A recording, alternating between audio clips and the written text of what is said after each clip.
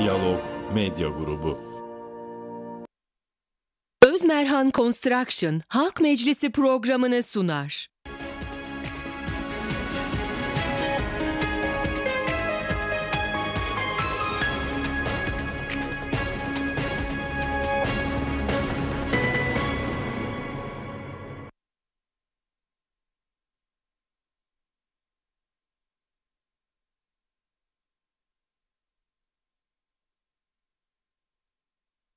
İyi akşamlar. Yine bir halk meclisi gecesinde birlikteyiz. Tabii öncelikle özür dileyelim. Biraz geç başladık. Bunun da sebebi internet noktasında yaşadığımız sıkıntı Lefkoşa'da. Telefon dairesinin de bir takım uğraşları var oradaki durumu düzeltmek için. Biz de bundan dolayı geç başlıyoruz programa. Ama yine güzel bir kalabalıkla bugün Geçitkale'de köy meydanında çok güzel derlenip toparlanmış bir noktada sizlerle birlikteyiz. Önemli de bir katılım var. Umarım güzel bir program olacak. Zaten geç başladık. Sözü çok uzatmadan hemen açılış konuşması için Sayın Reşat Akar'a vereyim. Sonrasında da vatandaşlarımızın konuşmasını bekliyoruz. Buyurun Sayın Akar. Biraz sesini lütfen açar mısınız? Mikrofonu açayım, ben öyle başlayayım. İyi akşamlar. Öncelikle Belediye Başkanı Sayın Hasan Öztaş'a teşekkür ediyoruz bu güzel organizasyon için. Tüm katılımcılara hoş geldiniz diyorum. Ekran başında bizi izleyenlere sevgi saygılarımızı gönderiyorum. Tabii geç başladık. Aytu arkadaşımız da söyledi. Bizden kaynaklanan bir şey değil. Ülkemizin yaşadığı sorun maalesef Türkiye ile KKTC arasında bir haberleşme sorununu bile halledemedik. Yani herkes özelleştirme istemez, telefon dairesini eleştirir, şunu der, bunu der ama netice itibariyle yapmak lazım. Çok bir haberleşmeyi Kuzey Kıbrıs arasında halledemedik. Çok üzücü bir. 43 yıldır. Biz en son teknolojiyi kullanıyoruz. Çok güçlü internet bağlantılarımız var. Önemli paralar ödüyoruz bunun için. Ama sorun netice itibariyle devletler arası ilişkiler, kablolar, bunlardan kaynaklanan bir sorun. Telefon dairesi uğraşıyormuş çözsün. Biz şimdi tabii 3G üzerinden, 3G üzerinden yayın yapıyoruz. Ve gecikmeli olarak başlayabildik bununla da yayın yapabilmek için. Dolayısıyla bizden kaynaklanmasa da özür diliyoruz. Hem sizleri beklettik hem ekran başında bizleri izleyenleri beklettik.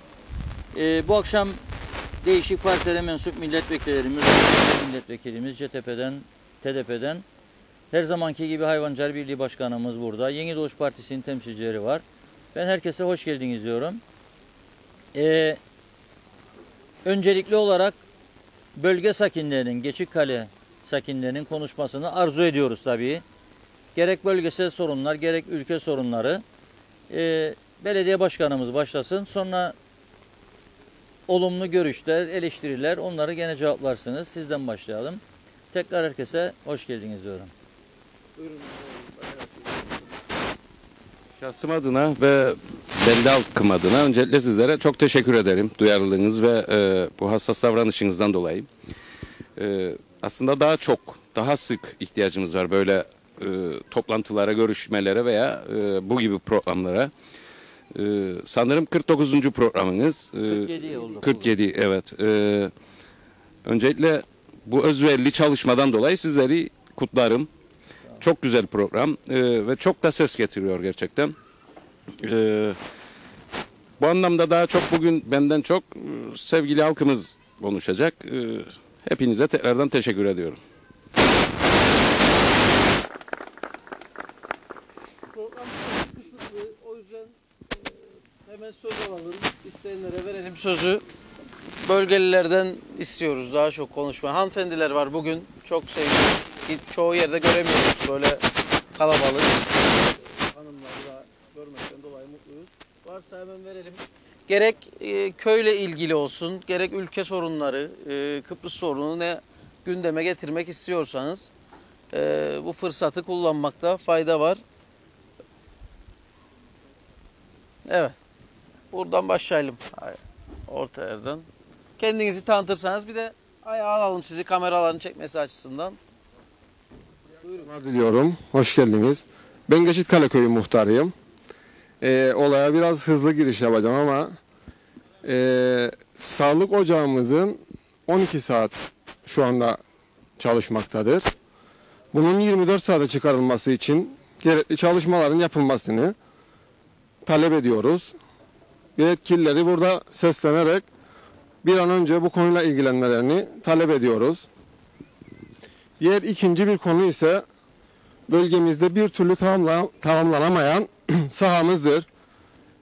Kulüp olarak bunu devamlı sürekli sık sık gündeme getirmemize rağmen, yetkililerden de gerekli sözler almamıza rağmen hiçbir zaman ilerleme kaydedemedik. Bir an önce bu talebimizi de en kısa zamanda bize neticelendirmelerini talep ediyoruz. Evet. Teşekkürler. Sağ olun muhtar. Onu alalım oradan ön tarafa. Buyurun tanıyalım. Belediye meclis üyesiyim. Hepiniz hoş geldiniz. Ekranları başında bizleri izleyenlere de sevgilerimizi, saygılarımızı sunuyoruz. Buradaki halkımızla birlikte. Muhtarın dediği gibi hastanede sıkıntı bu hastanenin. Burada bir havaalanı yapıldı.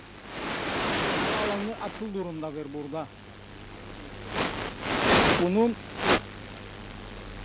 gerekenin yapılıp çalışmasına başlaması lazım bu havaalanının.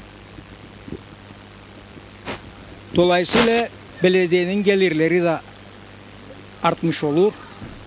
Belediyemizin gelirleri azdır şimdi burada. İnsanlarımız hayvancılık işleri yapar. Kuru ziraatla uğraşırlar. Dolayısıyla geçim sıkıntıları vardır. O bakımdan Havaalanı açılırsa bölgeye canlılık tabii gelir. havaalanı açılırsa çok faydası olacak bölgeye. Bunu zaten görüyoruz şeyde de. Ercan'ın bağlı olduğu Tabii. belediyede bunu görebiliyoruz. Evet. Var mı? Bir de bu Kıbrıs Türk'ünün güvenliğiyle ilgili ben konuşacağım.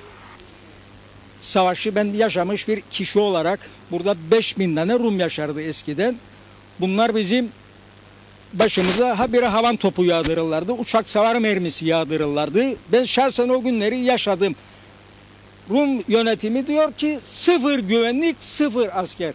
Kıbrıs Türk'ü bunu kesinlikle kabul edemez. Kabul ettiği anda nefesini keserler Kıbrıs Türk'ünün. Bu konuları da sayın gençlerimizin, sevgili gençlerimizin çok iyi bilmelerini isterim diye Türk insanları da. Çünkü tarihini bilmeyenlerin tarihini başkaları yazar, coğrafyasını da başkaları çizer. Şimdilik söyleyeceğim bu kadar. Hepsinize saygılar sunarım. Sağ olun.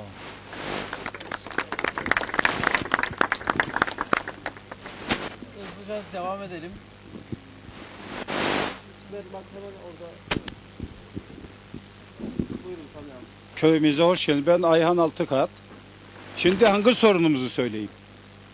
Bir yol yaptılar. Niyazi Kanizm Petrol yanından Tatlıçonay'dan ışığı yok. Çember yaptılar. Işıklandırmada gider karanlıktan uçarak hazır girelim. Yol yaptılar. Tal yolları, ova yollarına çıkamayız. Hangi birini söyleyeyim? Ovaya kombayna giden gidemem. Traktörüne giden gidemem. Yol bu kadar yukarıda. Ne? Eksik Mesela alanlar nasıl tamam? Kime şikayet hükümete? Hükümet duymaz ki bizi. Hadi ikili taşa söyledin, ha hükümete söyledin. Lefko şarkı ikili taşa söyle. Kaç 32. 40. gider söyler ona da. Yani hiç bu kadar zamanda sizi dinlerim ben devamlı. Hiçbir sorunu çözdüğünü görmedim. Mesela Zorlu Bey gelir. Hükümetin içinde destek veren İrşattan hiçbir şey yok. Vatan millet Sakarya. Hepsimiz de biz milliyetçiyiz. Milliyetsiz olmayan yok ki. Mesela bu kadar tarla satılıyor. Mesela bu kadar madem vatanı severik. Niye bu meşhur araştırmaz? Kime satılır bu tarlalar? Kim alır? O zaman biz bir şey söyleyince vatan haini olur. Hiçbir sorunumuz çözülmez. Bu hükümet hiçbir şey yaptığı yok. Yalnız kendileri arsa alsınlar, ne bileyim ben ne yapsınlar. Bunu yaparlar. Çözüm yok. Ben ne sonra gittim, bey iznim vardı, iptal edeyim. 800 lira para verdim, beklerim. Versin bana kağıt. Dedi bana git dedi, bana şey al. A4 kağıdı satın al, dışarıdan da gel. Böyle olur mu ya? Ondan sonra 2 saatten müdür bekledim. 12'de işim olmayacak, açtım.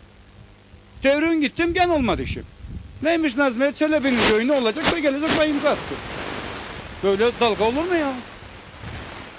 Teşekkür ederim. Gene aklıma gelince söylerim. Tabii. Tamam, tabii. Varsa eksik kalan kimdi? Oradan tamamlayacak olan var mı? Sağ taraftan biraz önce takviye geldiydi, o yüzden sordum. Mikrofon ve sen de. Evet. Genelde hükümet üzerine şekilleniyoruz şimdilik. Bak arkada.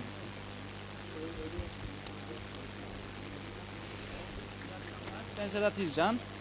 Geçitkale'de kalırım. 17 senelik Geçitkale'nin gençlerinden biriyim. Nasıl söyleyeyim?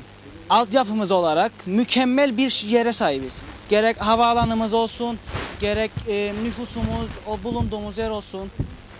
Fakat baktığımızda en büyük sorunlarımızdan biri gençlerimizin buradan göç etmesi. Hatta sadece köyümüzden de değil, ülkemizden göç etmesi. Ve baktığımızda bu konuda hükümetin yaptığı hiçbir şey yok. Bu konuda herhangi bir planları var mı? Ben onlara bir soru olarak aktarayım bu akşam. Herhangi bir planları var mı gençleri geri çekmek için? Geleceğini geri çekmek için? Bu kadar genç, bu kadar yetenekli insanlar üniversitelere gidiyor, yurt dışında okuyor. Ve geri gelmek yerine hayatlarını başka ülkelerde yönetmek isterler. Yani biraz olsun vatan millet Sakarya derken biraz çekinmez misiniz ya? Bu insanlar için kaçar bu ülkeden? Bizim hatamız ne acaba da buradan kaçarlar? Herhangi bir milletvekilimiz cevap verirse çok mutlu olurum. Evet, peki.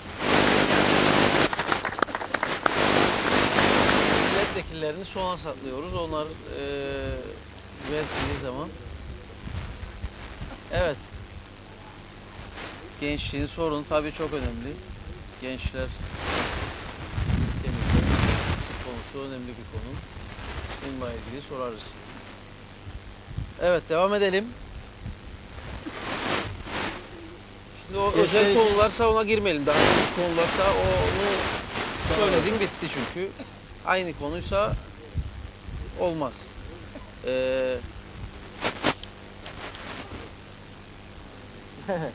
Güzel bir kalabalık ama sessiz bir kalabalık. Yok mu sorun ya? Buyurun. Tamam, ver arkadaşlar. Sen bana ver. Buyurun. Yaşar Bey hoş geldiniz. Hoş bulduk. Ailenize hoş geldiniz derim. Bizim Çınarlı köyünden ben Hüseyin Enol, eski TMT Başkanı ve eski muhtarlardanım. Ayrıca epey müddette ziraat dairesinde çalıştım. Ondan emekliyim. Yaşar Bey şimdi bizim 58'den beri bir konumuz vardır. İngiliz devrinde İngiliz 3000 dönüm bir araziyi ikiye sağa kalksın diye o ağaçlandırmayı yaptı. Budamasını, aşılamasını da bütün ekibi de ben ekibimle yaptım. Fakat maalesef 50 seneden beri ne bakan ne milletvekili hiçbir başbakan dahi köyümüze gelmedi. 8 tane şehit veren Çınarlı köyüdür. Maalesef şehitlerimizin de alma günü yoktur. Defalarca muhtar da yazdı, ben de yazdım. Hiçbir gelişme yok. Maalesef ağaçlarımızı, keçi çobanları mahvetti. Yani prim alacağımıza hala daha hiçbir kuruş alamıyoruz. Çünkü hükümet ilgi göstermez.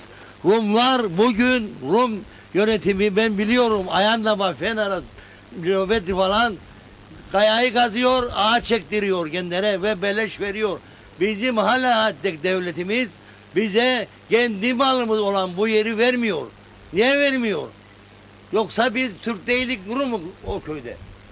Düşmen en büyük köy bizim köydü. Çınarlı köyü. Maalesef 8 tane şehit verdik. Fakat burada dedikleri gibi arkadaşların hastane 12 saat çalışıyor. Niye? Daha evvelden Bora'nın zamanında 24 saat çalışırdı. Şimdi 12 saat çalışıyor. Fakat buraya geldi bir arkadaş mesela şeker hastasıdır. Mausa yetiştirmeye gitsin burada ölür.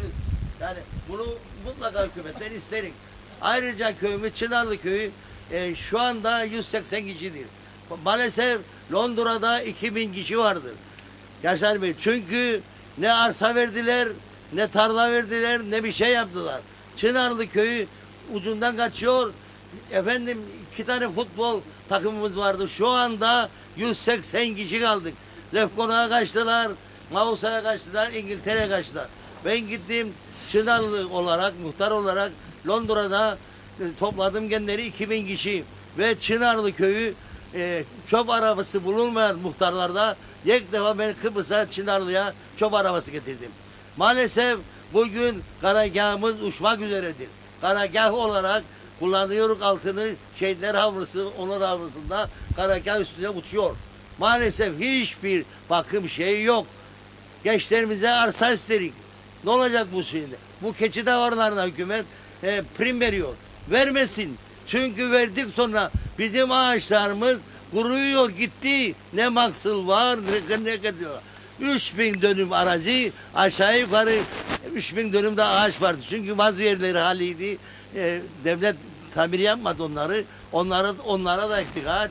Maalesef sırtımızda ben hayvanın üstünde 2 testi koyuyordum. Eskiden traktörünü arardım. Ve hanımımla o ağaçları suvarırdım. Evlat gibi. Maalesef her ağaç bir evlattır. Bunu bilmemiz lazım. Hükümet buna gerekeni yapması. Ya bu insanlara bir yer köy gösterilsin. Bu boşalan köylerden oraya gitsinler. Başka çareleri yok. Sonra burada gene ben Geçikkale şeyine geçeceğim. Geçikkale'nin bilmem tabii siz bilmezsiniz Atatürk Ormanı var. Burada zeytinliği var Ziraat Dairesi'nin. Ben emekli olduğumda 88'de Ziraat Dairesi'ne teklif ettim. O ağaçları bize verin, bana verin. Ben o ağaçları hepsini aşılayacağım. Birçoğu yabanı zeytin. Ormana gelince Atatürk Ormanı'na. Yok mu bu belediyenin 2 top teli aslında çeksin. Al çekin ve ben aşılamasını yaparım, budamasını da yaparım. Yardımcı olurum. Yani daha ne yapayım, ne istersiniz? Evet. Diyeceğim bu kadar. Başka bir şey söyleyebileceğim. Yok. Teşekkür ederim. Sağ ol. Yaşar Bey bu Başka genel ülke sorunlarına. Sonra programdan sonra bakarız. Tamam. Tamam gel ön tarafa.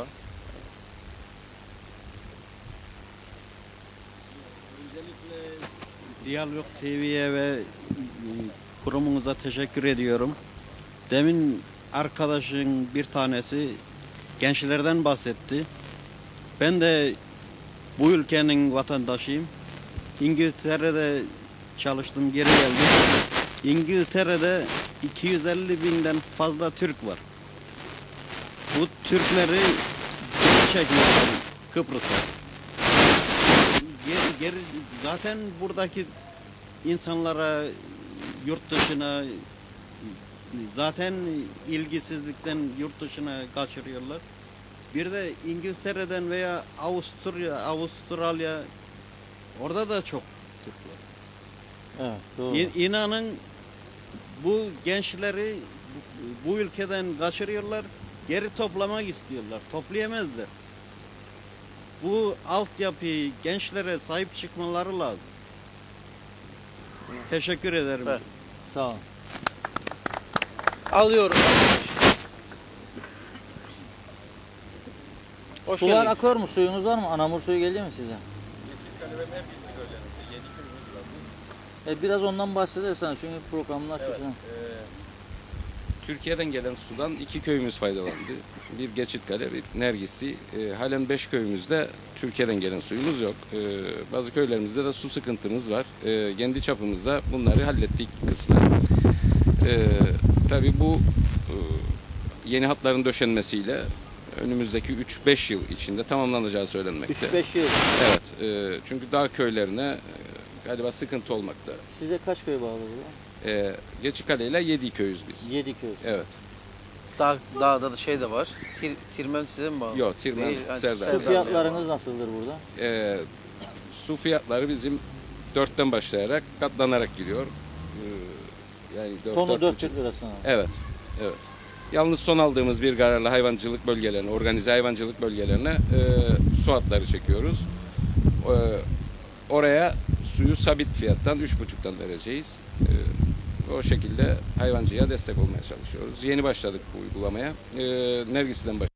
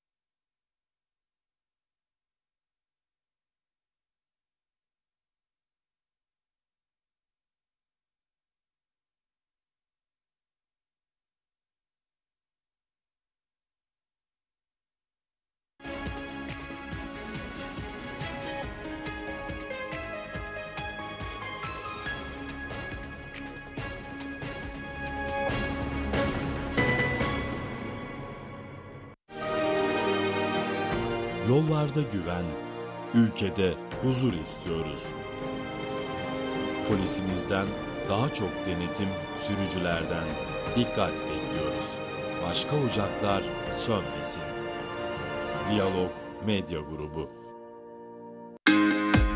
Yaptığı yayınlarıyla Kuzey Kıbrıs gündemine damgasını vuran Diyalog TV, internet yayıncılığında yeni bir çığır açıyor.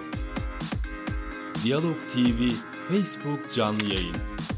Diyalog TV yayınları artık Facebook canlı yayında. Yapmanız gereken tek şey Diyalog TV grubunu takip etmek. Haberler, son dakikalar, gündemi belirleyen programlar hepsi yanı başınızda.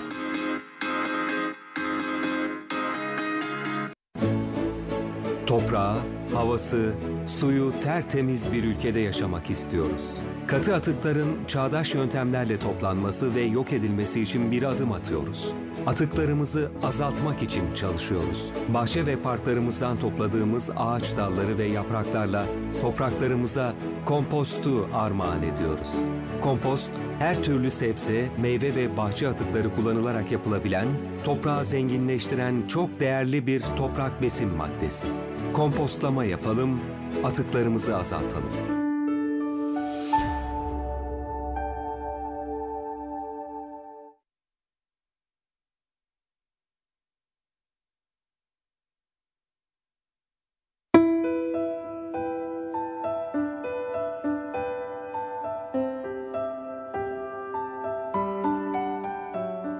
Yaşamak bu kadar zor değil. Hayatı iyi veya kötü yapan sizsiniz.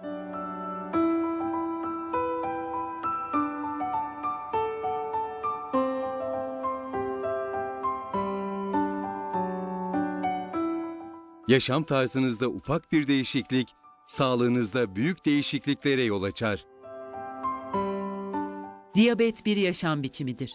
Hayatımızı engelleyen bir ceza değil.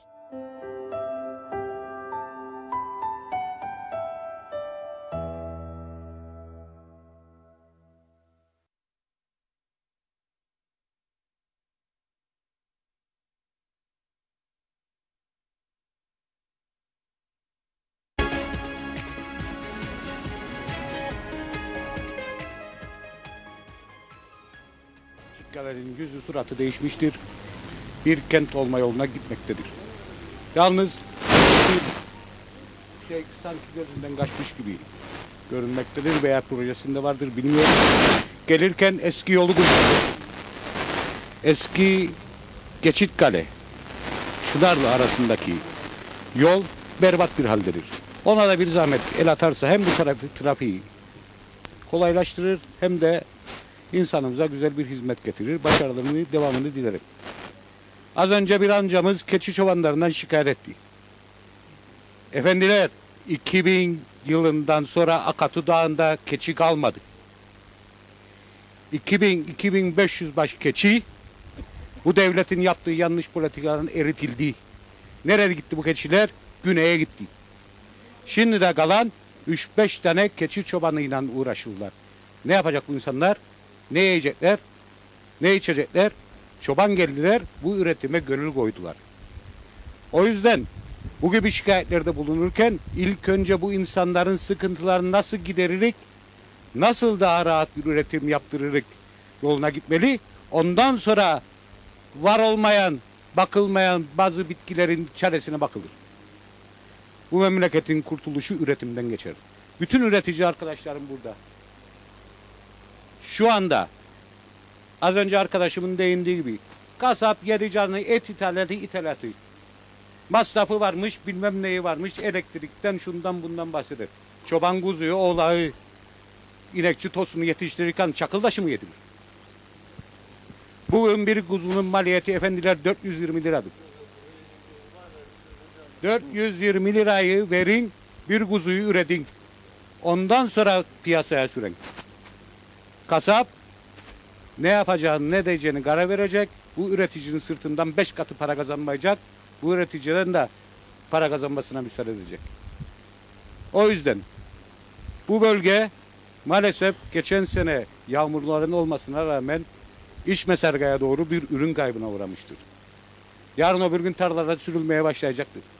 Devlet bir an önce önündeki yılın bütçesine bu hayvancıya, bu üreticiye nasıl katkı koyacağımın hesabını yapıp ona göre hareket edip bütçesini ona göre düzenlemelidir. Teşekkür ederim.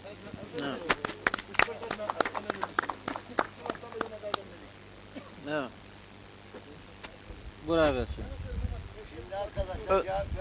Tabii mikrofonu verelim bir dakikacık. Buyurun oturun. Benim ismim Mehmet Şahsinoğlu. Çınarlı'da kalırım. Hayvancılar dedi arkadaş. Hayvan kalmadı. Evet hayvan kalmadı. Azaldı hayvanlar ama.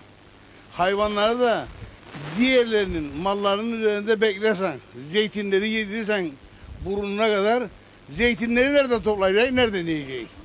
Mallı daha gideceksiniz görün. Çınarlı'nın Derindere dediğimiz bir bölge vardır. Derenin doğu tarafı başka, batı tarafı başka. Yani bir su deresidir. Böyle bu şeyin girişinde biraz deredir. Derenin diğer tarafına bakan zeytin dalları yere değer. Bu tarafa bakan minareyi yukarıdan hem zeytini yedirirler hem dallarını, odunlarını keserler, aşağı düşürürler. Tarlayı sürerken altında bu kadar orman çıkar. Evet. Ama bu köylü nasıl? Hayvanını beslesin ama benim malımı da gözetlesin. Nasıl o malından ister gözetlesin malını? Ben de isterim malımı gözetleyeyim, ağacımı gözetleyeyim. Sen hayvanından istersen beklen hayvanını geçindiresin. Ben köylü istemem hayvanımı geçindireyim, benim malımı gözetlemek istemem. Ben ağacım yere değmesin.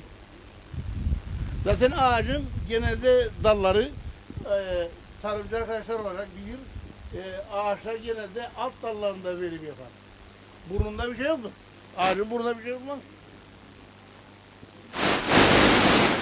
Sonra bir de bu yol, yeni yolu yaptılar. Güzel, yolumuz güzel ama yol kenarına bırakılan taşlar, hani karayollar şu şey yaparken devlet şu yaptı diyorları. Koca koca kayalar durur. O kayaları temizlemediler kaldırsınlar. Eğer bir araba kazayan kaçar da giderse o araba %100 arabanın içinde gider. Ölmeyecekse ölecek. Çünkü öyle bir kaya vardı masa kadar. Temizlemek yok mu onu giderken? Zamanın bakanına söyleyeyim. Ömer Kalyoncuydu o zaman. Telefon ettim ben televizyona çıktım sordum.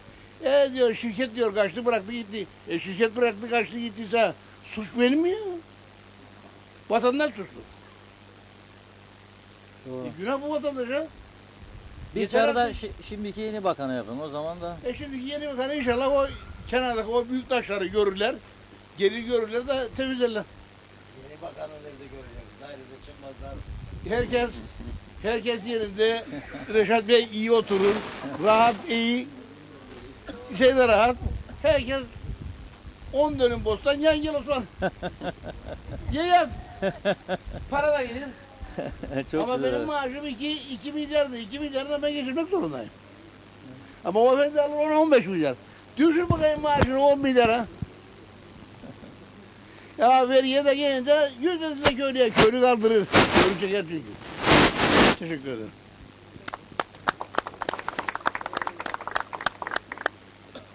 Bak burada var şimdi. Evet.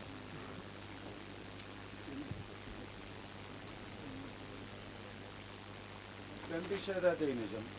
Mayıs'ta biz arpamızı verdik TÜK'e. Mayıs, Haziran, Temmuz, Ağustos 4 aydır faiz üstümüzde işler. Hacı Ali'ye veren aldı parayı. Bu devlet, bu hükümet bu kadar şey mi bu çiftçinin parasını ödesin? Özel sektör öder. Biz de paralamıyoruz. İcarımız var, mazotumuz var, şeyimiz var. Battık. Şimdi Ağustos çıktı, icarcı para ister. Yani Hacı Ali de hükümetten daha zengin mi? Hem ikinci bir şey daha var. Bu Mallıdağ'da bir yol vardı. Virajda geçmiş hükümetten o yolu dozer geldi şey yapsın. Yıksın, genişletsin. Çünkü önünü görmezdiler. Yeni bakan gelince neymiş? CTP'li diller. Aldılar Şiro'ya gittiler. Yolu bıraktılar 2,5. Böyle hükümetlik olur mu ya? Yolu bıraktılar 2,5 efendim. Gidin göreceksiniz o yolu. Yürekler acısın. Gayayı keserken gayayı olduğu gibi bıraktılar kaçtılar. Duyuyor bizi şu anda. Ama duyar mı? Kulakları sağırdı. Duyar. Kulakları sağırdı yapmazlar. Ama herhalde Zorlu Bey bunların mecliste söyler genleri. Evet. Yani teşekkür ederim. Sağ ol. 20 tane be bize yeter. 50 tane değil 20 tane. Evet, var mı farklı açılıyoruz biraz.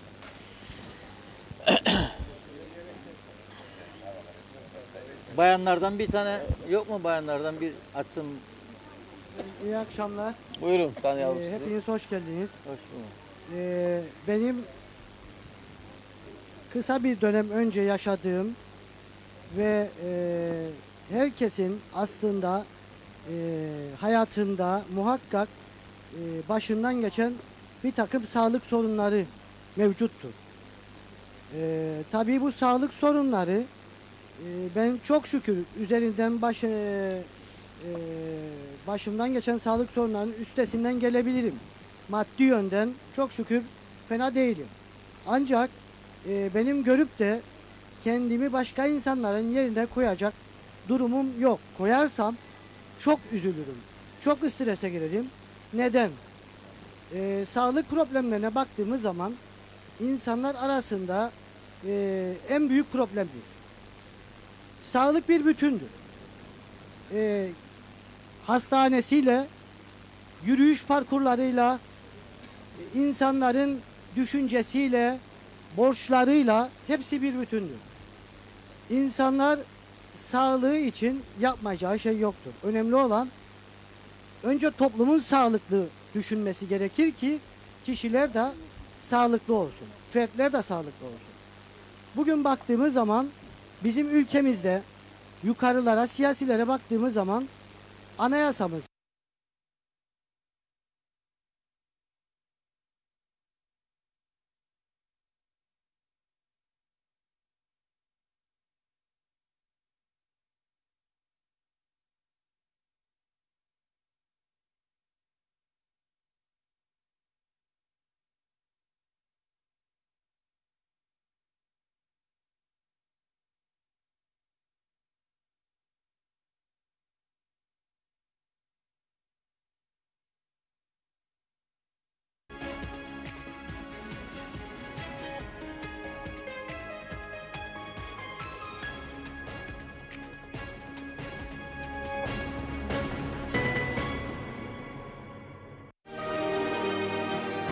Yollarda güven, ülkede huzur istiyoruz.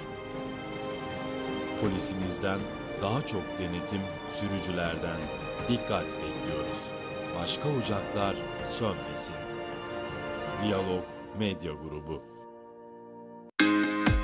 Yaptığı yayınlarıyla Kuzey Kıbrıs gündemine damgasını vuran Diyalog TV, internet yayıncılığında yeni bir çığır açıyor.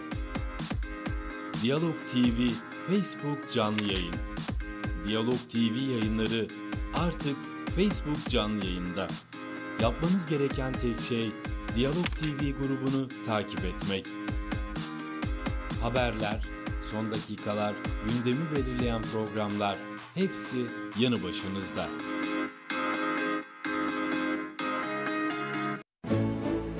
Toprağı, havası, suyu tertemiz bir ülkede yaşamak istiyoruz. Katı atıkların çağdaş yöntemlerle toplanması ve yok edilmesi için bir adım atıyoruz. Atıklarımızı azaltmak için çalışıyoruz. Bahçe ve parklarımızdan topladığımız ağaç dalları ve yapraklarla topraklarımıza kompostu armağan ediyoruz. Kompost, her türlü sebze, meyve ve bahçe atıkları kullanılarak yapılabilen, toprağı zenginleştiren çok değerli bir toprak besin maddesi. Kompostlama yapalım, atıklarımızı azaltalım.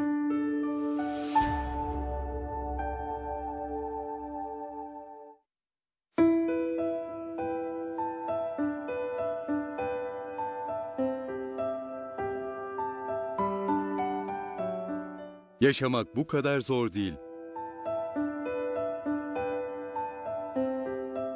Hayatı iyi veya kötü yapan sizsiniz.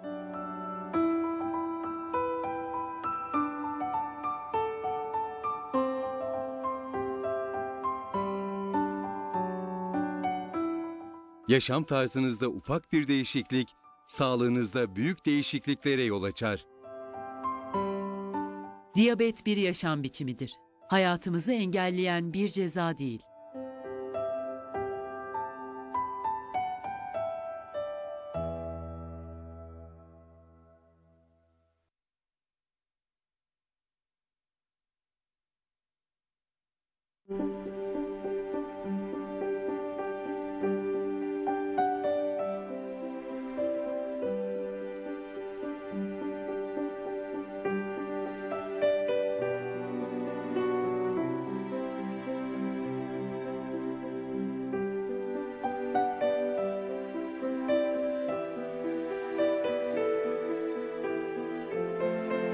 Vakıflar İdaresi iyilik gönüllüleri yollara çıktı ve karşılık beklemeden iyilik yapıyor.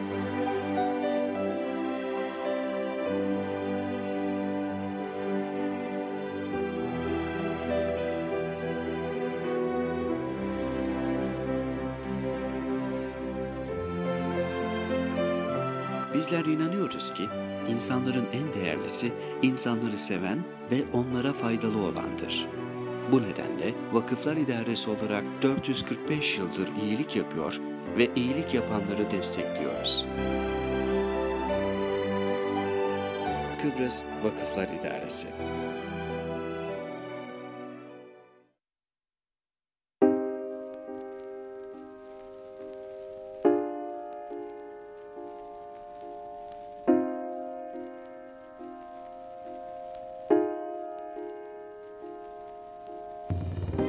Yaşadığımız çevre hepimizin. Çevremizi temiz tutarak yaşam kalitemizi arttırmak ve gelecek nesillere yaşanabilir bir ülke bırakmak elimizde. Çevre ile ilgili öneri ve şikayetlerinizi Alo 123 Çevre Koruma Hattı ya da bizzat Çevre Koruma Dairesi'ne dilekçeyle yapabilirsiniz. İhbarlarınız ve dilekçeleriniz 18 Taksim 2012 Çevre Yasası'nın ilgili tüzüğüne göre değerlendirmeye alınacaktır. Harekete geç.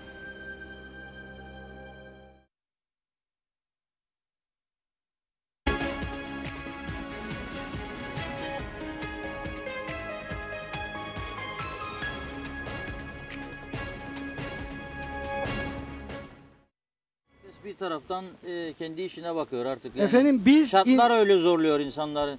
Şartlar eskiden daha kötüydü. Devlet mekanizması. Savaş dönemleri vardı. Zorluyor. Karanlık yatırlardı. Buğdayı Öyledir. öğüdürler, un yerlerdi. Öyledir. Şimdi bulduk sonra çok şımardık. Doğrudur. Ama insan olma özelliğimizi kaybediyoruz. İnsan düşünebilen duygusal bir hayvandır der kitaplar. Duygusallık kalktı. Yani sadece hayvanlık mı kaldı? Evet. O zaman duygusalıysak, insanısak kendimizi bir takım dramaların içerisine koymak zorundayız. Teşekkürler. Sorumuzu Peki, tamam. verelim başkana Peki. cevap için. Teşekkür ederim.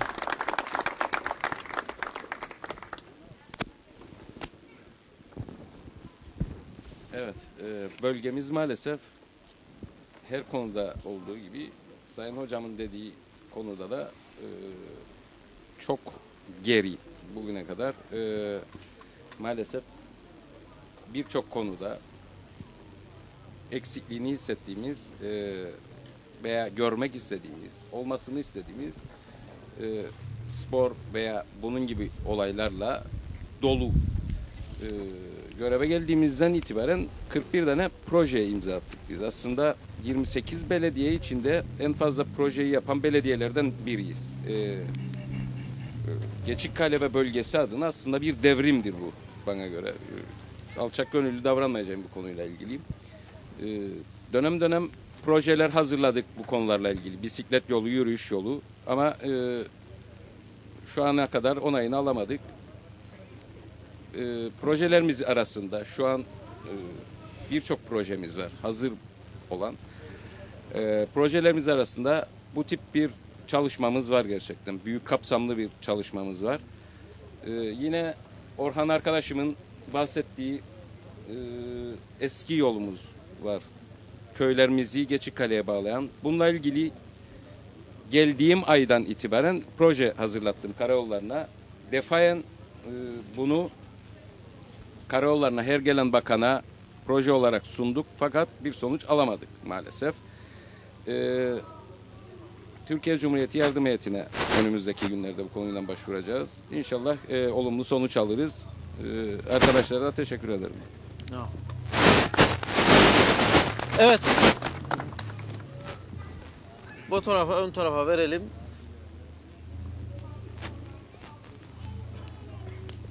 Geçitkale bölgesini saygıyla selamlıyorum. Diyalog TV'ye de teşekkür ediyorum yine böyle bir imkan sunduğu için.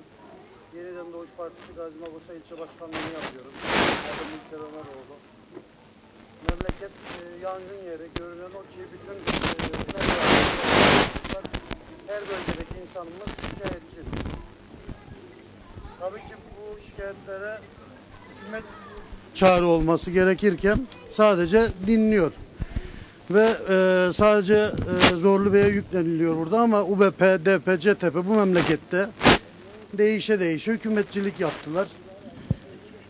Bu üç parti de sorumludur arkadaşlar. Yani bu şekilde de aynı görevi verirsek hiçbir şey de değişmeyecek. Biz hep beraber burada bunun bilincindeyiz aslında.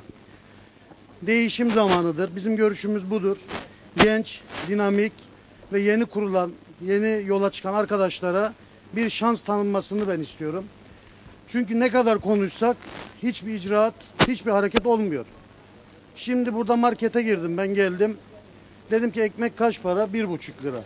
2 haftadır bununla ilgili bekledim. Lefkoşa'ya gittim. Bugün genel merkezde toplantımız vardı. Lefkoşa'da ekmek 1,25, Mausa'da 1,5 lira. Ya bunu hükümet görmedi mi? Mutlaka görmüştür. Mausa niye 1,5'a ekmek satıyor? Lefkoşa Girne niye 1,25'e satıyor? %20'dir arkadaşlar.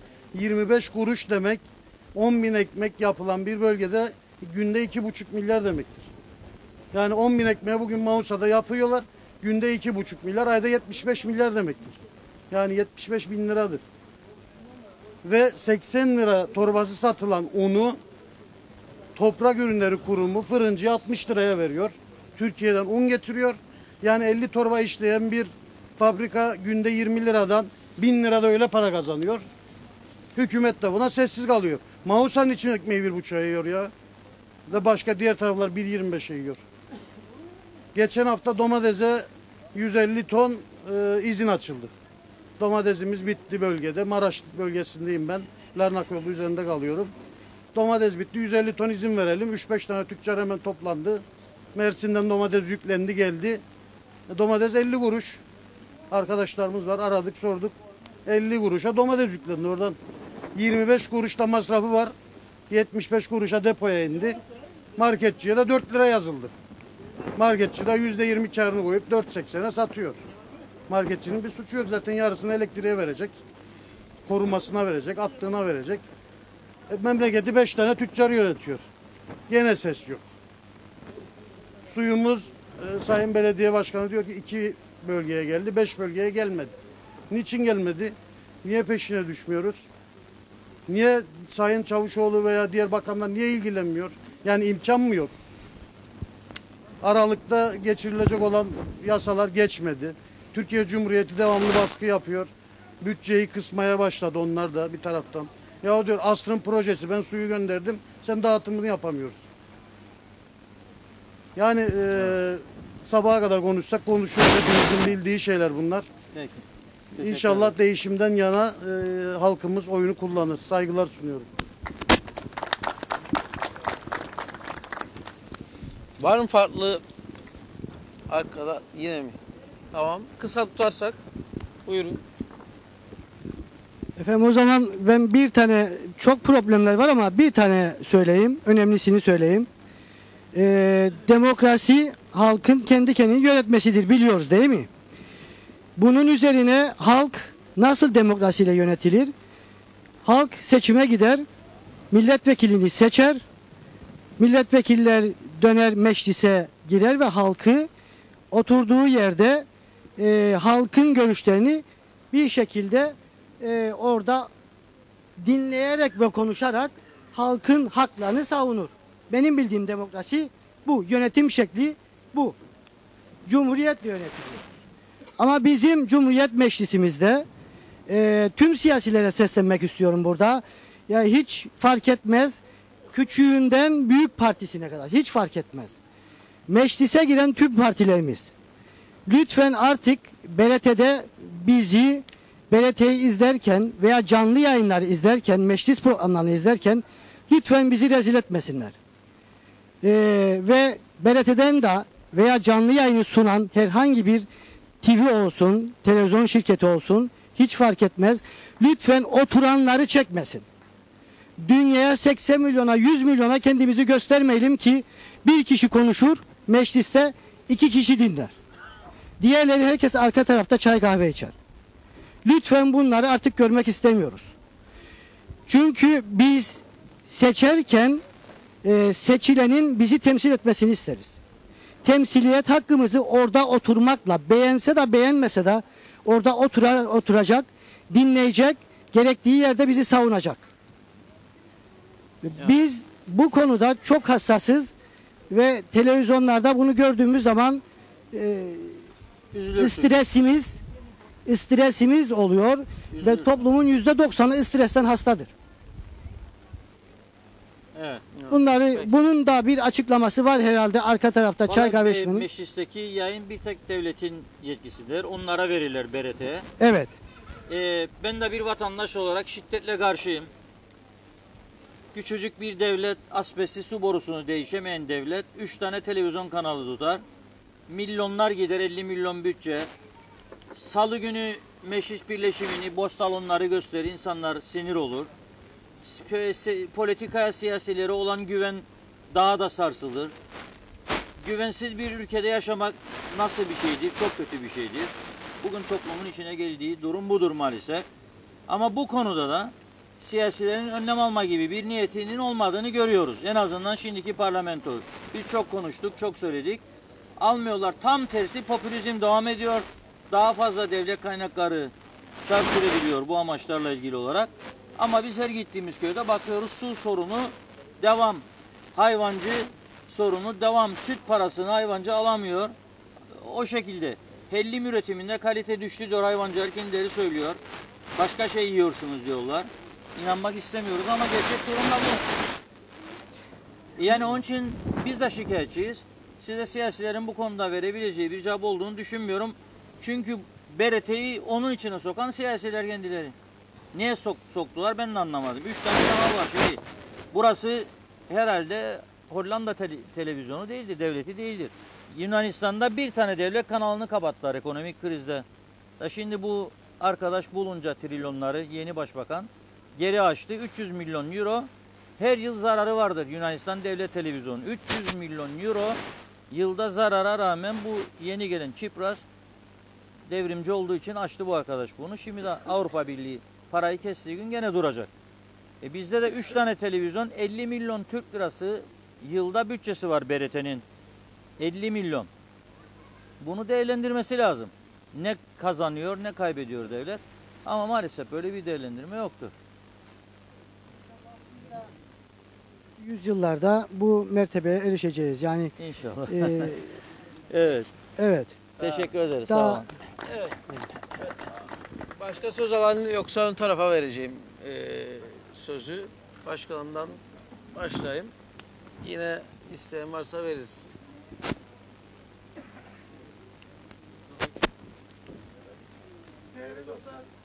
Öncelikle herkese iyi akşamlar diliyorum. Tabii ki bu ülkede bireysel düşündüğümüz sürece ve kendi penceremizden baktığımız sürece hiçbir şey çözemeyiz. Her konuda toplumsal düşünmek zorundayız. Bu ülkede keçi çobanına da ihtiyaç vardır, zeytinciye de ihtiyaç vardır.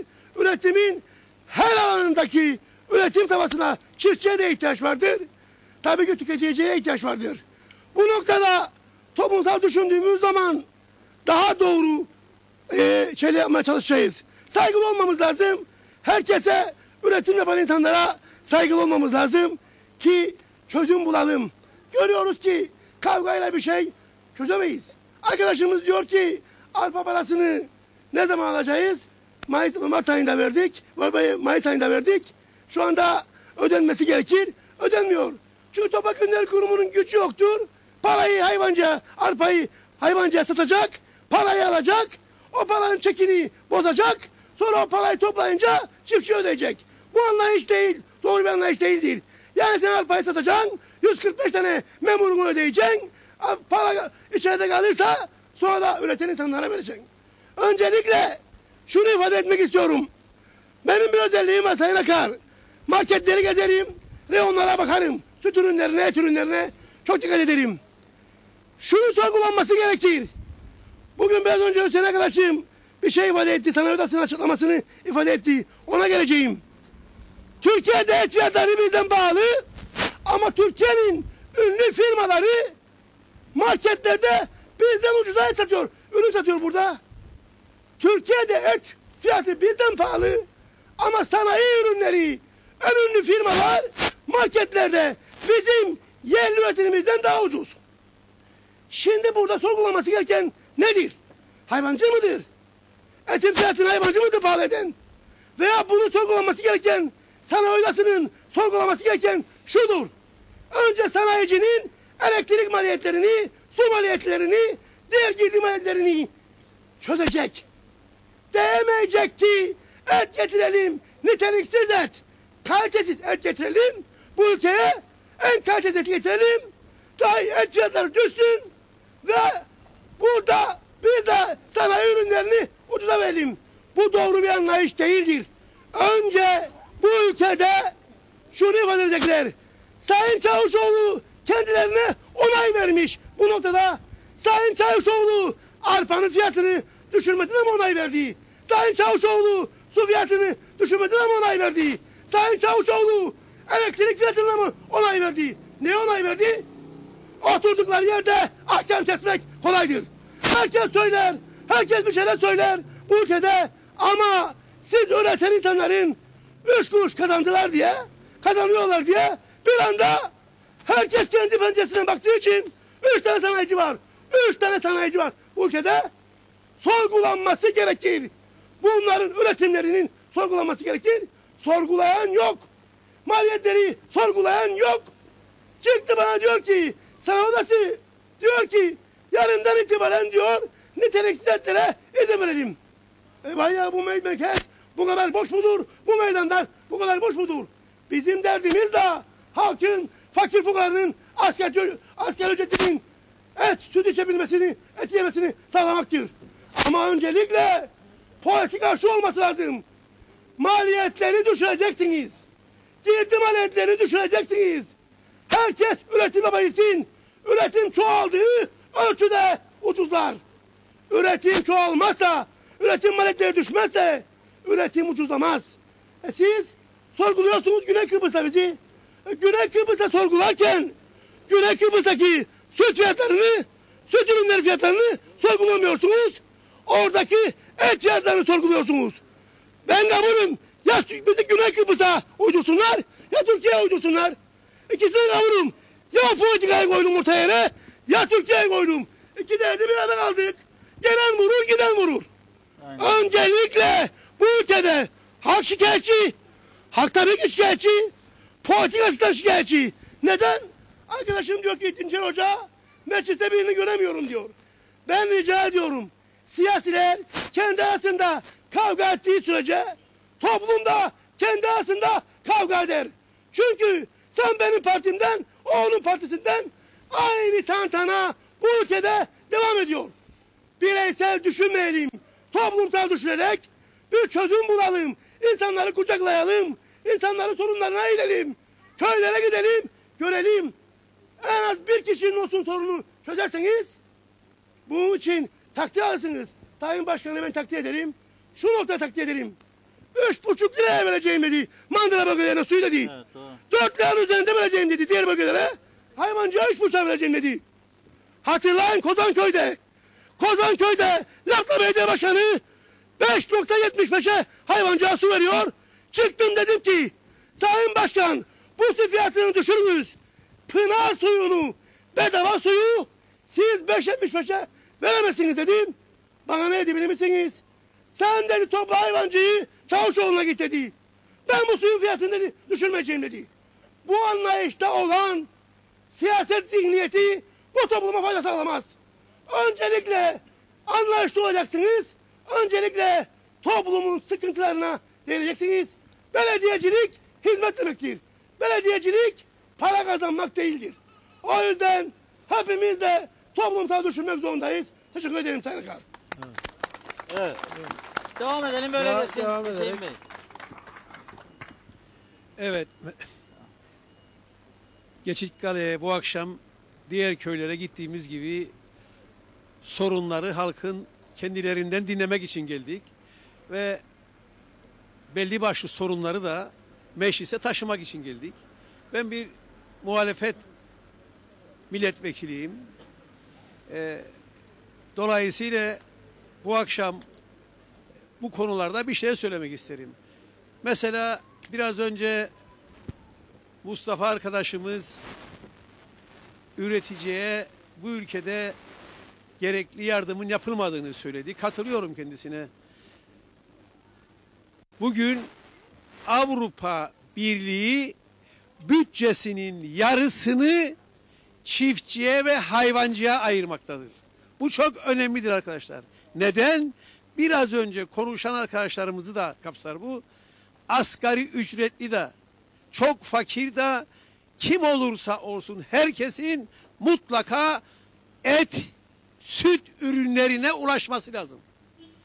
Eti ve sütü alabilmesi lazım arkadaşlar. Çünkü bir gencin, bir çocuğun gelişmesi için mutlaka ve mutlaka yeterince et ve süt ürünlerini alması gerekir arkadaşlar. Avrupa Birliği bunu düşünerek bütçesinin yarısını bu kesime ayırmaktadır. Bizim ülkemize baktığımızda değerli arkadaşlar bu böyle değildir, tam tersinedir. gayet açık ve net söylerim ben de. Bizim yönetimlerimiz maalesef çiftçiyi ve hayvancıyı diğer ülkelerin kolladığı gibi kollamıyor. Bu bir gerçeğimizdir. İkincisi arkadaşlar, bu akşam dinledim. Biri söyledi. Yani bu meclis biri konuşur, 2 kişi dinler. Ben de rahatsızım. Gerçekten rahatsızım. Bu şekilde meclis çalışması olmaz. Ama en önemlisi hükümetin mecliste oturması gerekir. Milletvekili bakıyor. Çıkıyorum ben mesela hayvancının sorununu konuşurken mesela ilgili bakan içeride yok. Canınız sıkılır. 1, 2, 3, 4.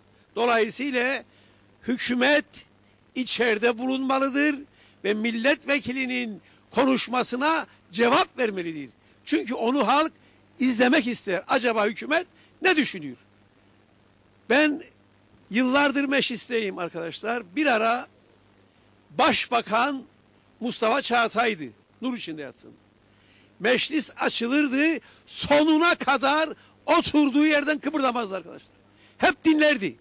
Bugün bakınız Başbakan içeride 1 dakika bile oturmuyor arkadaşlar. İşte balık baştan kokar. Bütün mesele de budur. Ve biraz evvel bir arkadaşım söyledi. Bunları siz sınayacaksınız. Siz mahkemeye çekeceksiniz. Orada oturan milletvekili veya bakan veya başbakan görevini yapmazsa korkması gerekir. Bilmesi gerekir ki bu halk onu seçmeyecektir bir kere daha. Bu korkuyu vermeniz gerekir. Onu da siz yapacaksınız. İkinci konu, neden gençlerimiz göç ediyor? Çünkü 2011 yılında meclisten o günün hükümeti bir yasa geçirdi. Dedi ki bugünden sonra işe girenlerin maaşları düşük olacaktır. Bugün aynı işi yapan 2 memurdan biri alırsa 4.000, diğeri alır 2.500 arkadaşlar. Böylece gençlerimiz yavaş yavaş ülkeye gelmemeye başladı. Bu çok önemlidir. Bu yasanın adı göç yasasıdır. Bu yasanın kaldırılması lazım. Herkesin eşit ücret alması gerekir arkadaşlarım. Bir de altını çizmek isterim. Hastane konusu önemlidir. 24 saat bu hastanenin çalışması gerekir. Ben belediye başkanını kutlarım. Çalıştı. 112'yi buraya getirdik. Güzel bir olaydır. Ama biz de ona yardımcı olalım ve Geçikkale'de tıbbi hizmetlerin, sağlık hizmetlerinin 24 saat verilmesini sağlayalım. Ben de mecliste elimden geldiğince bu konuda çalışacağım. Ve en son şunu söyleyeyim arkadaşlar. Geleceğimiz gençlerimizdir. Gençlerimizi bugün kötü alışkanlıklardan da korumamız gerekir.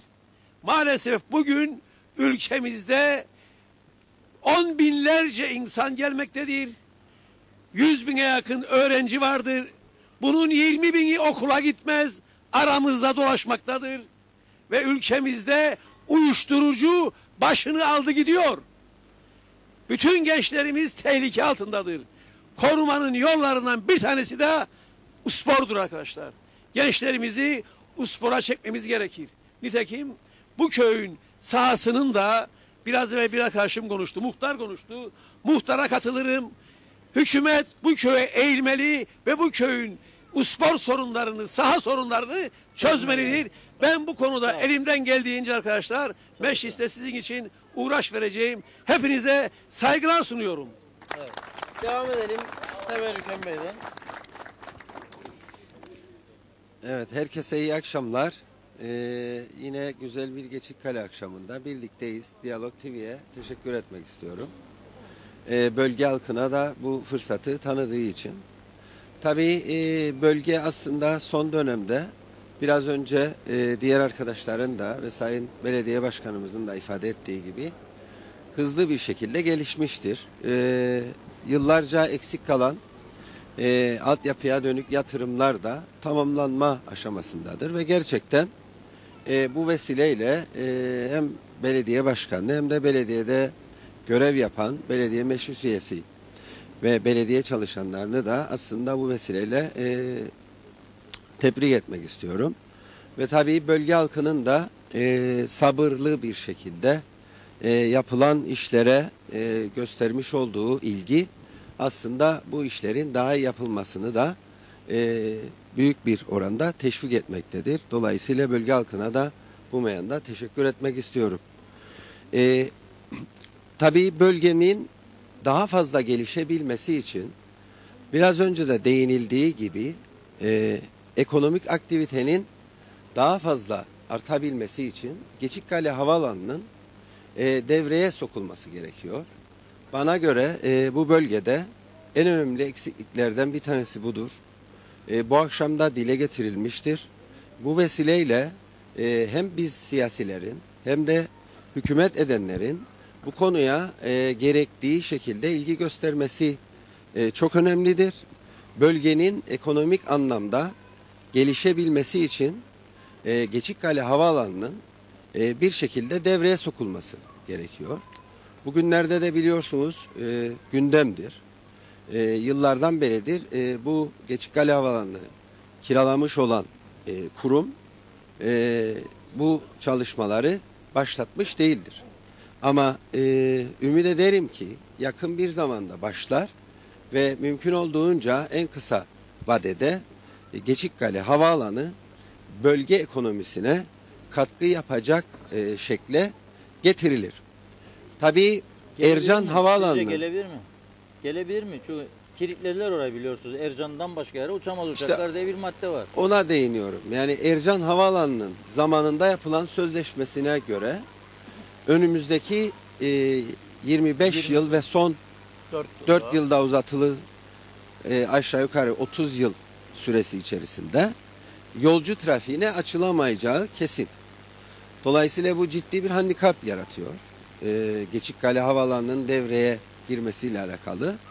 Ancak kargo taşımacılığıyla ilgili bir çalışma söz konusu olduğu duyumları var. Eğer bu yönde hareketlenecekse o şekilde bile olsa kazandırılması yine de bölge ekonomisine katkı sağlar diye düşünüyorum.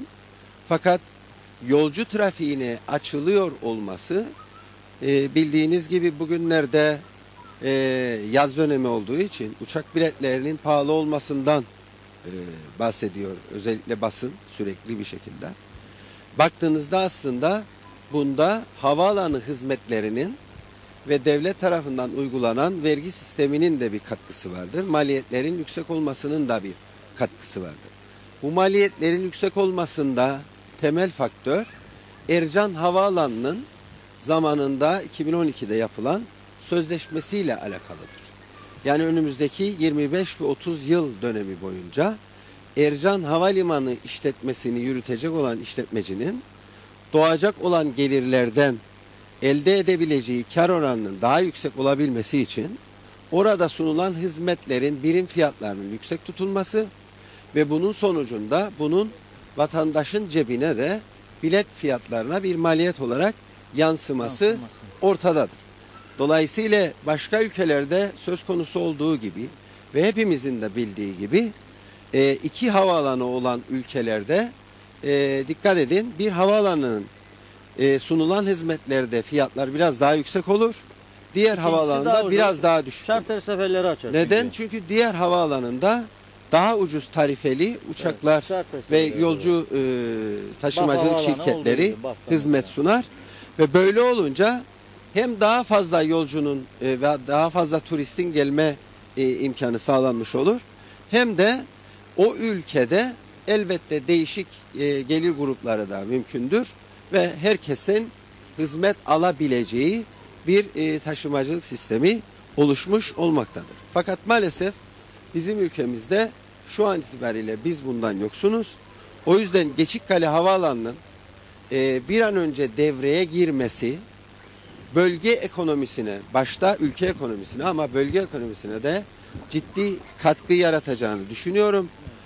Bu akşam gündeme geldik gençlerimizin ülkeden göç etmesi meselesi ve işte bizim ülkemizde ciddi anlamda iyi eğitilmiş gençlerimizin ülke dışına kaçmalarını engellemek için, göç etmelerini engellemek için biraz önce Sayın Hüseyin Angölemli'nin hocamın bahsettiği gibi maaş sistemlerinde yapılması gereken devletin maaş sisteminde yapılması gereken düzenlemelerin yanı sıra aynı zamanda belli bölgelerde ekonomik aktivitelerin geliştirilmesine ihtiyacımız vardır. Bu bölgede de halihazırda yıllardır yapılmış bir yatırım var ve atıl bir şekilde durmaktadır. Bu gerçekten ülkemiz için ciddi bir handikaptır. Bizim o kadar lüksümüz yoktur. Atıl duran bir tesisin devreye girmesini ötelemek, geciktirmek. O yüzden bir an önce bu türden yatırımların da devreye girmesinde fayda vardır diye düşünüyorum. Öyle olması halinde gelişmekte olan Geçitkale bölgesinin daha yoğun bir şekilde merkezi düzeyde hizmetlerinin de sunulabileceğini düşünüyorum. Sağlık hizmetlerinin de çok daha kısa vadede 12 saatten 24 saate çıkarılması mümkün olacaktır. Çünkü o durumda daha farklı ihtiyaçlar da hasıl olacaktır. O yüzden çalışmaların aslında bu motivasyonla devam etmesi gerekiyor.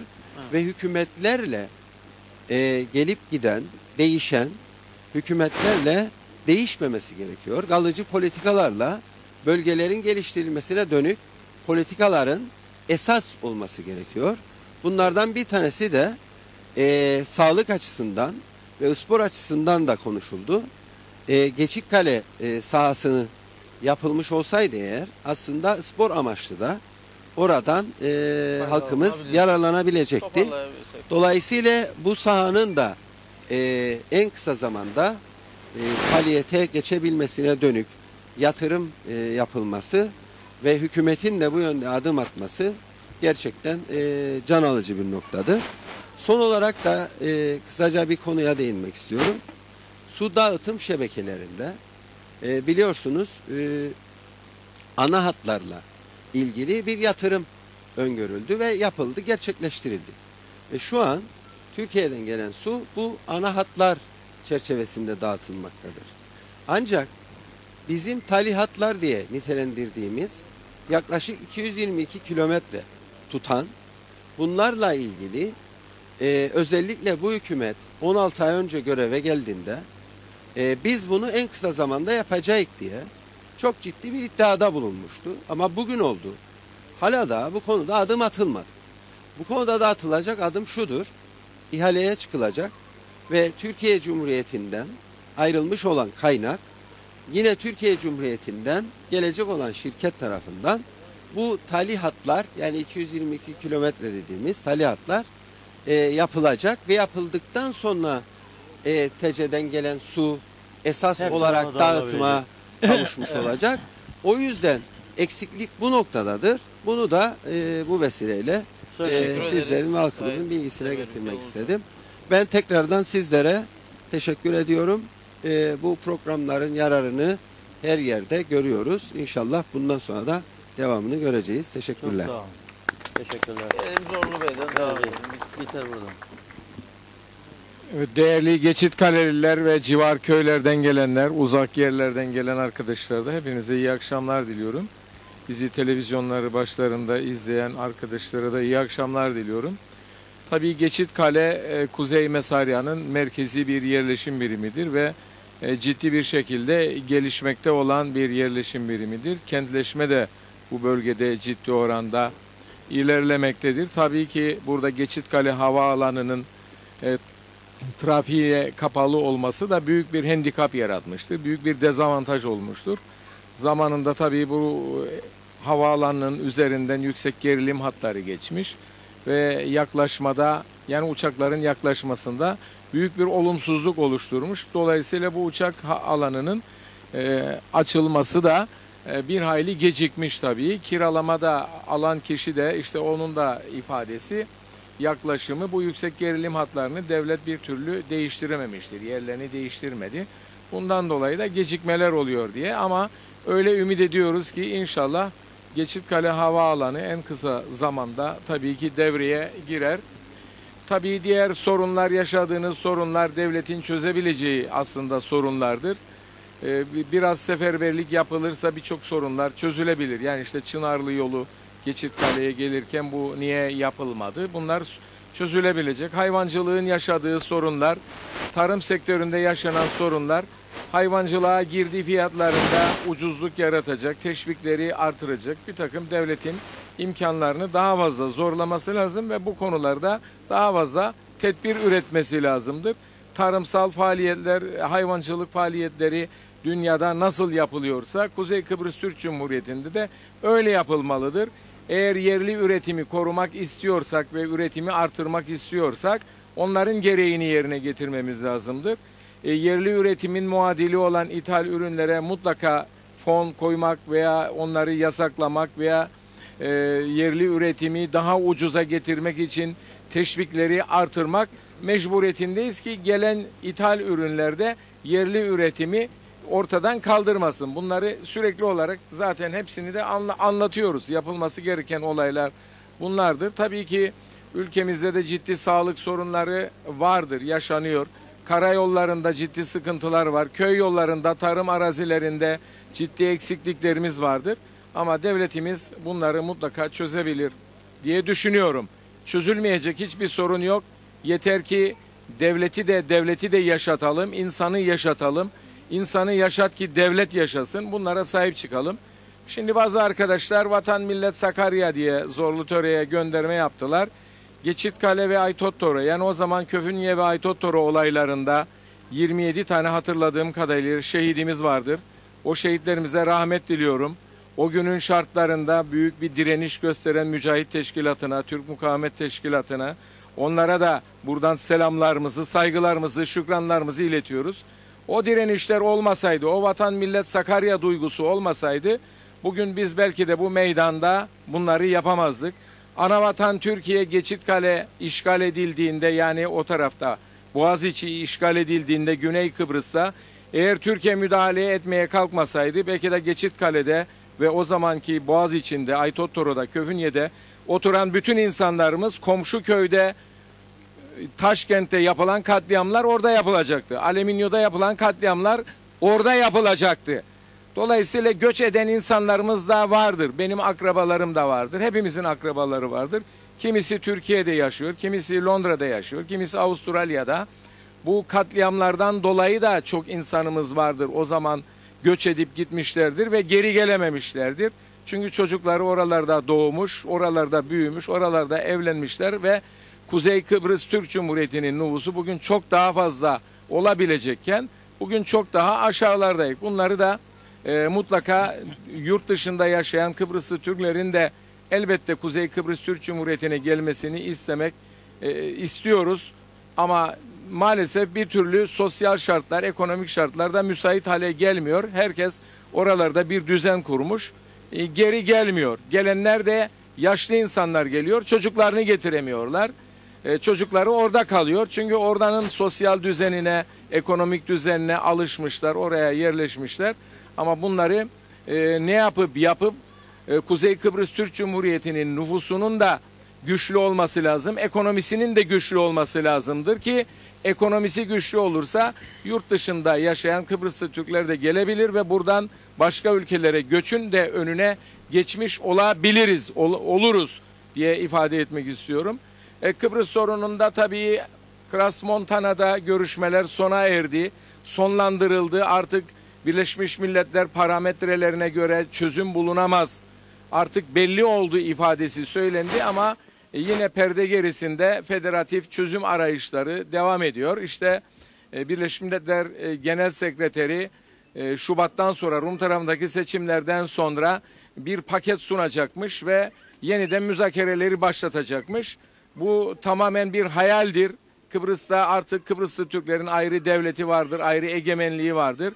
Biz kendi devletimize, egemenliğimize sahip çıkacağız. Meclis oturumlarında, mecliste görüntülerden hepimiz rahatsızlık.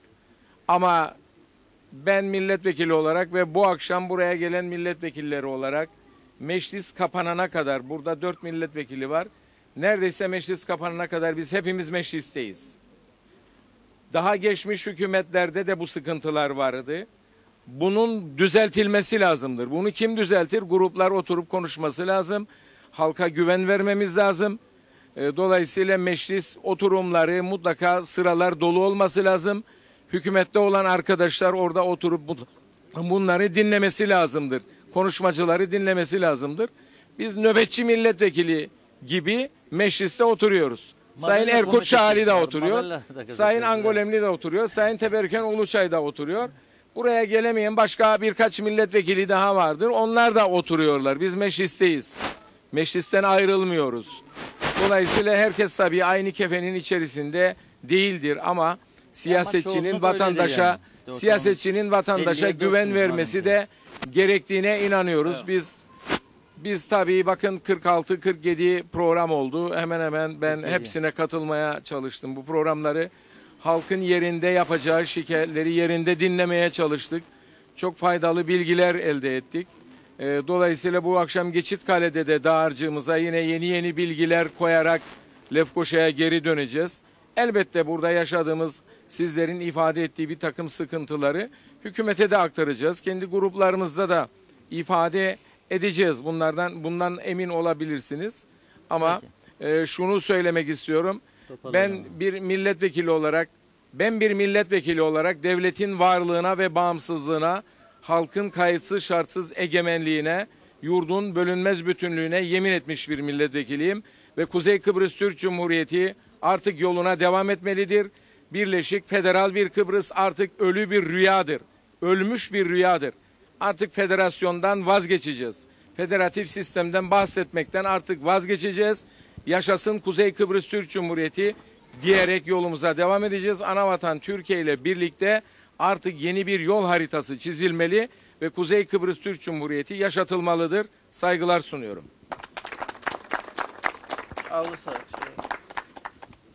Evet, hem burada bizimle birlikte olan hem ekranlarında bizleri izleyenlere iyi bir akşam geçirmiş olmalarını dilerim. Diyalog TV halkın nabzını tutmak amacıyla düzenlediği Halk Meclisi programıyla gerçekten halkın sesini duyan ve duyuran bir kanala dönüştü.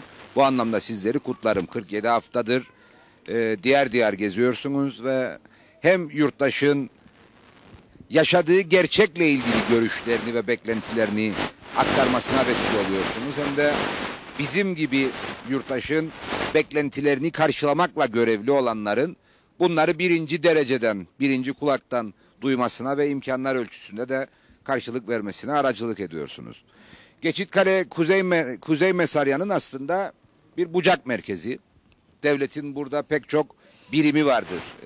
Belediyeye ek olarak kaymakamlık temsilciliği söz konusudur. İşte sağlık ocağıyla birlikte bir adım atılmıştır en azından 24 saatlik sağlık servisi olmasa dahi. Buna ek olarak Toprak Ürünleri Kurumu'nun belli başlı tesisleri, Veteriner Dairesi'nin belli başlı tesisleri, Tarım Dairesi'nin temsilciliği. Dolayısıyla devletin diğer yerleşim birimlerine kıyasla daha yakından yer tuttuğu bir merkezdir Geçitkale ama olması gereken düzeyin de maalesef yıllarca çok gerisinde kalmış bir yerleşim birimidir. Örneğin belediyesi maalesef çok hırpalanmış, çok hoyrat kullanılmış ve çok güçsüz bırakılmış bir yerleşim birimiydi. Şu anda ayağa kalkmak gibi bir gayretle hareket ediyor ve bunun çok belirgin işaretleri de Sayın Başkan'ın gayretleriyle ortaya çıkmıştır. Buna neden temas etme ihtiyacı hissettim? Sayın Hasan Öztaş'ın belediye başkanı olmasıyla birlikte Geçitkale'ye ilave bir kaynak aktarımı söz konusu olmamıştır. Veya Geçitkale Belediye Başkanı olduktan sonra Sayın Hasan Öztaş var olan ama bilinmeyen bir kaynağı keşfetmiş değildir. Ne yapmıştır? İmkanlar ölçüsünde sahip olduğu insan kaynağını mali kaynakla birleştirerek bu beldenin menfaatleri doğrultusunda değerlendirmek için canla başla uğraşmıştır. Kaynak arayışına girmiştir. Devletten, Türkiye Cumhuriyeti Büyükelçiliğinden, Avrupa Birliği yardımlarından her nereden ne çıkarabiliyorsa o arayışla uğraşmış ve Geçitkale bugün bir kentsel dönüşüm hikayesi yaşamaktadır aslında.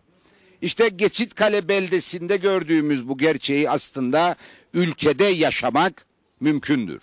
Bunun için bir tek ısrar, bir tek niyetin ortaya çıkması gerekir.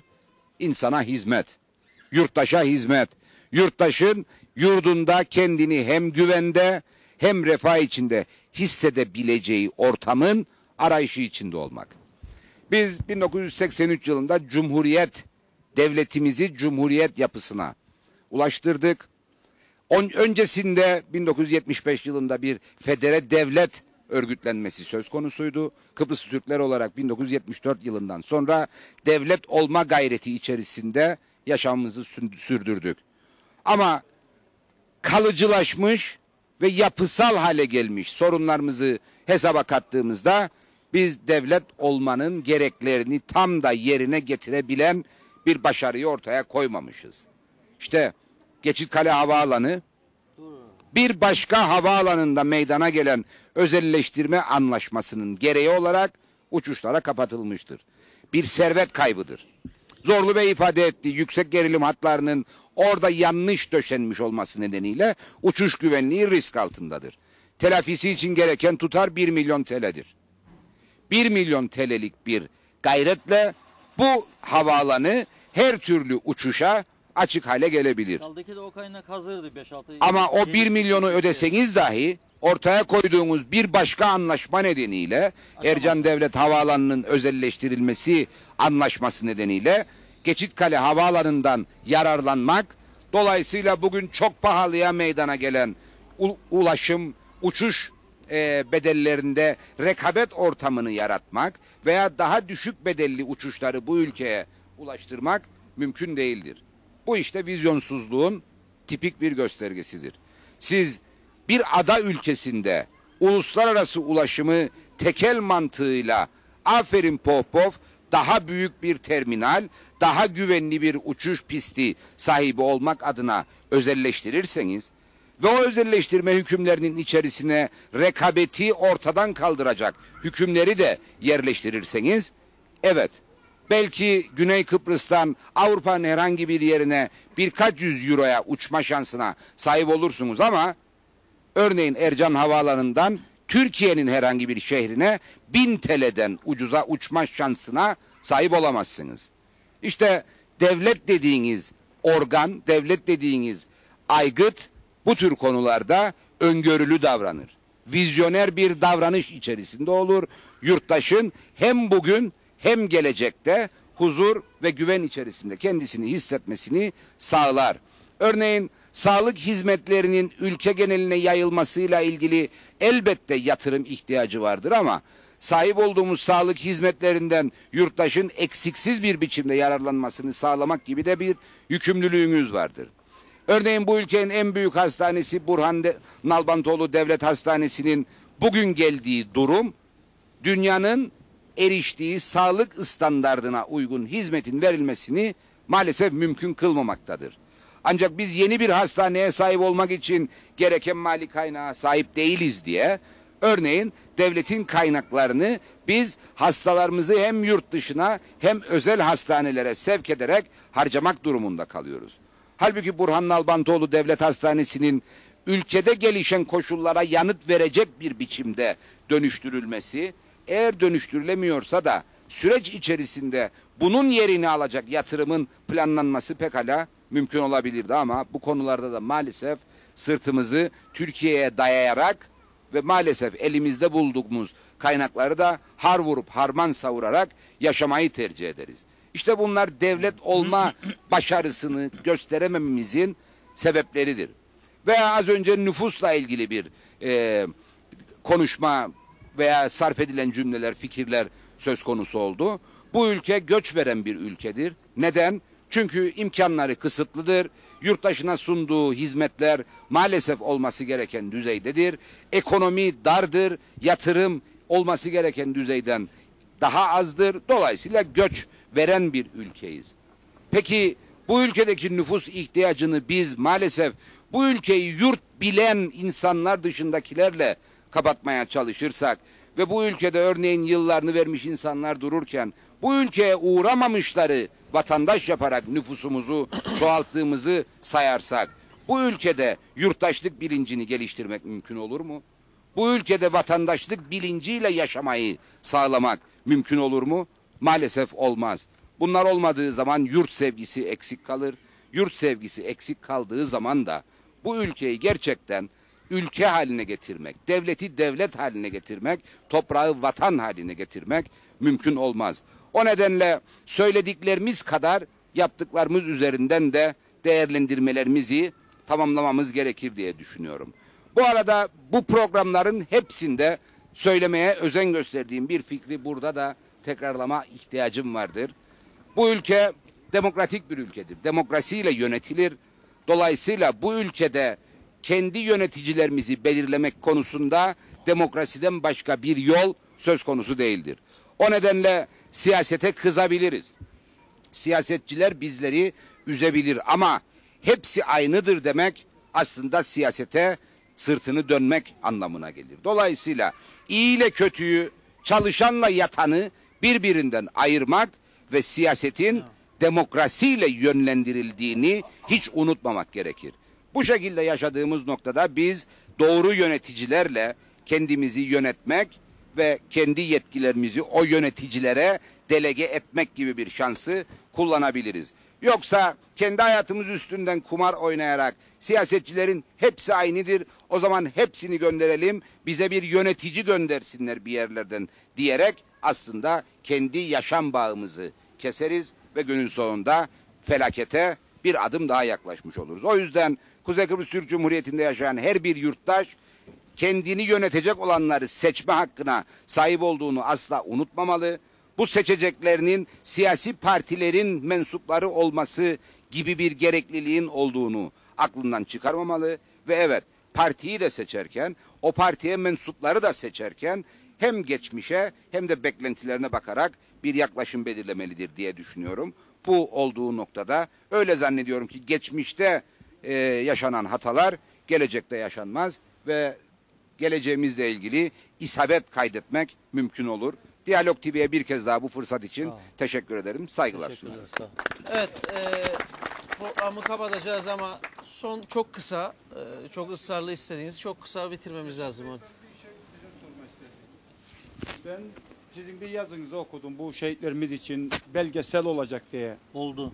Ha, siz yapacaksınız. Onun şeyi nedir? Devlet, hükümet yapmadı diye bir 240 milyonu vermediler. Ona bir açıklık getirir mi bize? Şimdi bir belgesel yaptık geçen hafta, yayına koyduk. Şu anda YouTube'dan izlenebilir. Taşkent belgeselidir, Dohni. Evet. Biliyorsunuz orada 15 Ağustos 1974'te 84 tane vatandaşımızı, kardeşimizi kurşuna dizdiler. 13 yaşından itibaren. Bu konuda herhangi bir belgesel olmadığını gördük. Devletin arşivlerinde de bir şey yok, kimsede bir şey yok. Biz vakit ayırıp 2-3 haftalık bir çalışmayla istediğimiz gibi olmasa bile ama oldukça tatminkar bir belgesel hazırladık. Bunu hem Diyalog TV'de yayınladık, yayınlamaya devam edeceğiz. Geçen hafta başladı. Hem de şu anda YouTube'dan izlenebiliyor. Bütün dünyada izlenecek. Evet. Devlet Erenköy ile ilgili Erenköy Mücahitleri Cemiyeti'nin bir talebi oldu devletten. Dediler ki bu Erenköy'e çıkan insanlar bir hayattan göçüyor. Nasıl oldu, nasıl bu Erenköy'e çıkıldı? Bu konuda bir bilgi yok, bir belgesel yok, gelecek kuşaklara bırakacak hiçbir şey yok. Bu konuda devletin bir katkı koymasını, bunu sağlamasını istediler. Bize aktarılan bu. Devletin televizyonu çok büyük paralar istemiş bunlardan böyle bir belgesel yapsın. Çünkü o günleri canlandıracaklar falan. Sonunda daha uygun araştırmalar yaptılar. 280 bin Türk lirası maliyet çıktı ortaya. Fakat bu katkıyı devlet bugün oldu bu insanlara sağlamadı. Ama bu arada Erenköy'e çıkan insanları bir kaybediyoruz. Ben de kaybettim bir yakınımı. Bu konuda aslında ciddi bir yanlışlık var. Eksiklik var ülkemizde. Çözüm tabii istemek güzel bir şeydir. Kalıcı çözüme hepimiz varız ama geçmişimizde bilerek yaşamamız lazım. Gençlerin bilmesi lazım. Nitekim bu Taşkent belgeselini biz yayınladıktan sonra beni eşi Kıbrıs'ta olan bir dostum aradı. Hatta mesaj da gönderdi bana. Dedi ki ben bu kadar zaman gözü kapalı çözüm destekliyordum Kıbrıs'ta biliyorsun dedi. Ama dedi gözü kapalı bir çözümün ne kadar tehlikeli olabileceğini bu belgeseli izledikten sonra anladım. Garantörlük olmadan bir çözüm olursa Bunun için de sizleri yaşatmazlar dedi bana. İzlenimi bu. Bilmiyordum, yeni öğrendim dedi. Yazık, günah değil mi? Niye insanlar geçmişte yaşadıklarımızı bilmeyelim? Gençlerimiz özellikle. Bizim amacımız buydu. Biz kendi imkanlarımızla bunu yaptık. Diyalog TV olarak 2-3 arkadaşımla birlikte gittik. Orada hayatta kalanlarla konuştuk. 84 kişi kurşuna dizilmişti. Biri sadece Suat Kafadar sağ kaldı. O adamla da konuştuk. Çünkü insanlar bugün var, yarın yok. Göç etmeden onun yaşadıkları anıları da kayda aldık. Artık bunlar silinmez. Oradadır. Dünya var oldukça da bu belgesel orada olmaya devam edecektir. İnsanlar da bunu izleyebilecektir. Evet. Reşat Bey bize de altın madalya vereceğiz. Erenköy'e çıkıyoruz. Ama şimdi Erenköy'e girersek iş bitiremeyecek programı. Altın madalyayı bekleyin. Hocamız Erenköy'lü. Evet. Evet. Başka bir programda hocamızı konuşalım. Böylelikle noktalıyoruz bugünkü halk meclisinde. Çok kaliteli bir yayın olmadı. Teknik olarak yaşadığımız sıkıntıyı başta söyledik zaten. Tekrarını temiz bir kayıt olarak Perşembe günü saat 20'den itibaren tekrar Diyalog TV'de ekranlara getireceğiz. İyi akşamlar. Tekrar görüşmek üzere.